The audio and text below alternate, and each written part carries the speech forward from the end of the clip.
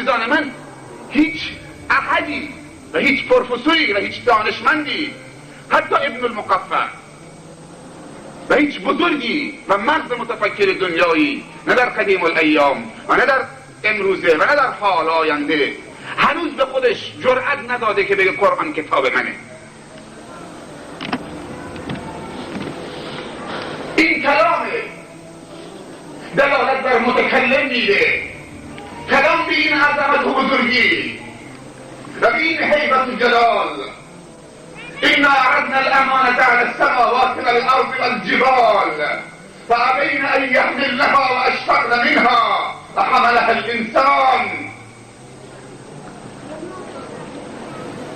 هیچ احدی جرأت نداره اونو نسبت به خودش بده.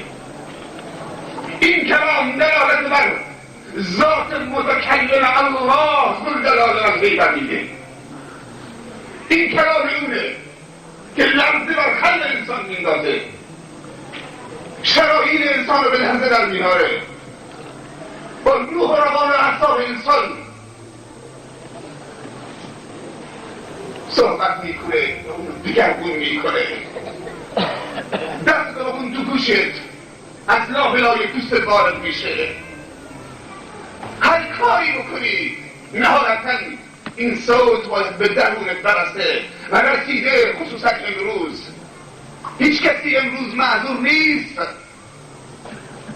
ولی میتونه بگه که من نشنیدم صوت حق.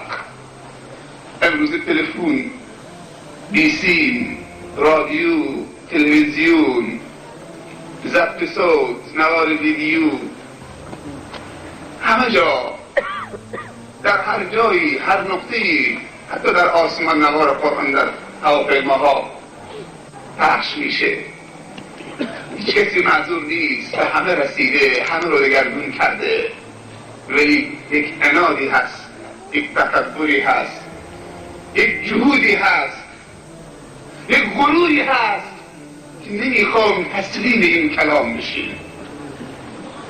نمیخوام گردن هوا و هوسمونو با غرور و تکبرمونو خردش بکنیم، تابع بکنیم.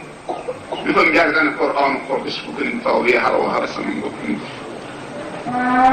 یکی از بزرگان اروپا میگه که اسم دکتر شیرا، رئیس اکادمی علمی وینا، دیگه اگر ما اروپایی ها موفق بشیم تا 2000 سال دیگه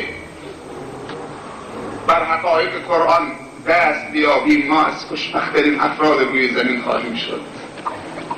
اما نهایتاً بهش عمل نمی کنن، فقط حقایق علمی رو میخوان.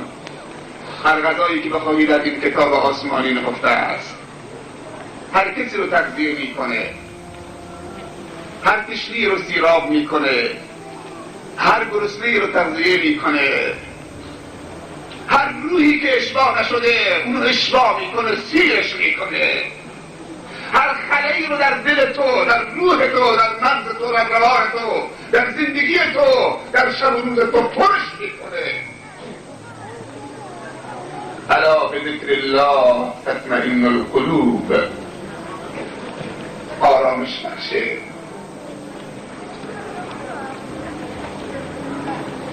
عجایب میکنه.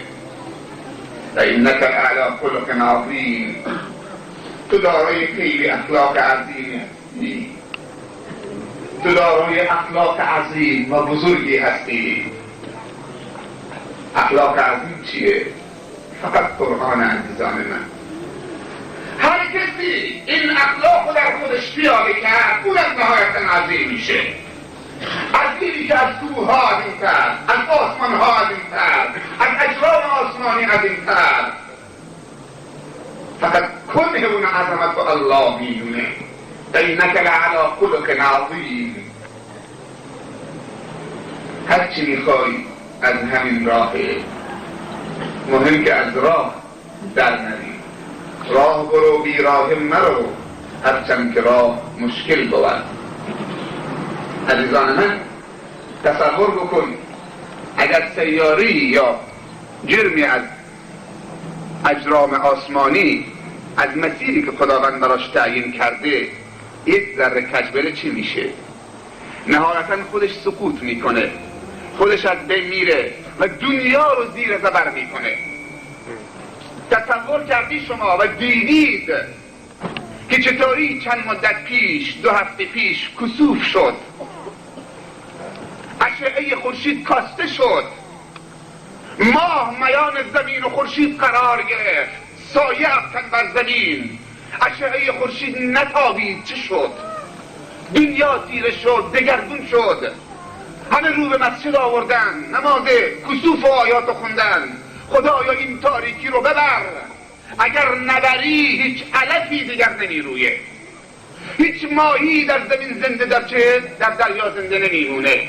توسط اشعه خورشید اکسیژن و هوا میره قعر دریا، ماهی چه تنفس میکنه، درخت جون میگیره، علف میرویه. پس عزیزان من کلن به هم ربط داده شده. اگر تو از راه الله بیرون بری، نهایتا خودت از بین میری و دنیا رو زیر زبر میکنی، تبدیل به جهنم میکنی.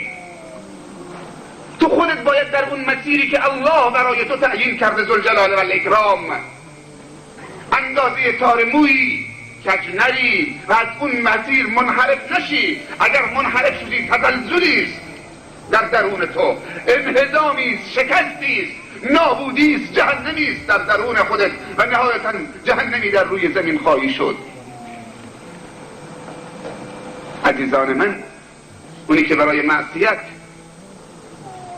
سبقت میگیره و آلوده میشه، نگاه بکنید چطوری متزلزل میشه، چطوری منحرف میشه، چطوری از بین میره، چطوری هلاک میشه، چطوری نابود میشه. اما اونی که در مسیر الله میره، اون راهی که الله براش تعیین کرده، چطوری به مقصد میرسه، چطوری آرام میگیره، چطوری بر تمامی مشکلات چیره میشه، چطوری خوشبخت میشه، سبحان الله. و نهایتا چطوری از دنیا میره و چطوری ملائکه ها به استقبالش میان.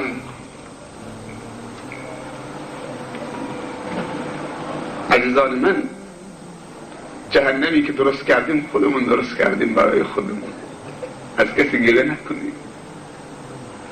اونهایی هم که بهشت دارن خودشون موفق شدن به توفیق خداوند برای خودشون در دنیا بهشت درست بکنن قبل از آخرت.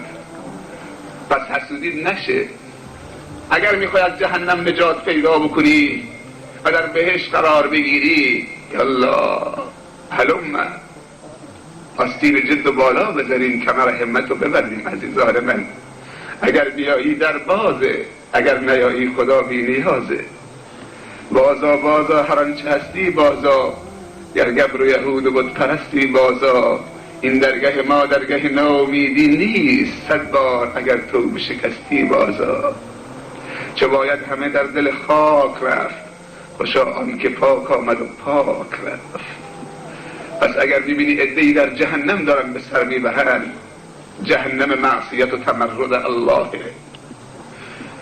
جهنم دوری از الله،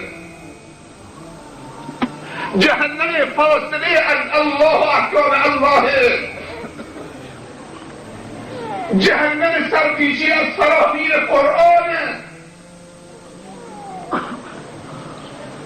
جهنم دیگه نیست. با یک کلمه میتونم این جهنم خاموشش کنم. میخوای یادتون بدن؟ دوست داری؟ مال من نیست، به منم یاد دادن.